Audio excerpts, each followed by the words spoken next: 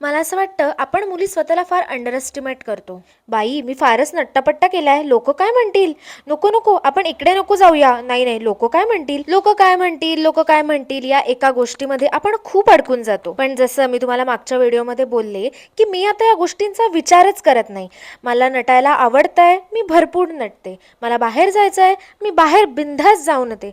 मला ब्रेकफास्ट करायचा आहे तर मी मस्त बाहेर एखादी मिसळ पाणीपुरी हाणून येते. आणि हे सगळं करताना माझ्या आईबाबांसोबतच माझ्या नवऱ्याने सुद्धा मला खूप स्वातंत्र्य दिलं.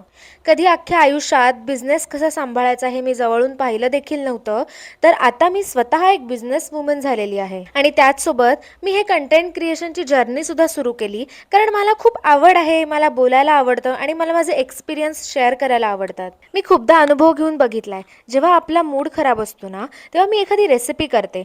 मग ती छोट्यातली छोटी का होईना पण काहीतरी कुकिंग करते, ज्यामुळे माझा मूड इतका छान होतो आणि पूर्ववत होतो. आमच्या घरी माझ्या हातचे ओट्स सगळ्यांना खूप जास्त आवडतात. मग त्या ओट्समध्ये मी छान वेगवेगळ्या व्हेजिटेबल्स टाकते आणि वरनं मस्त अशी कोथिंबीर.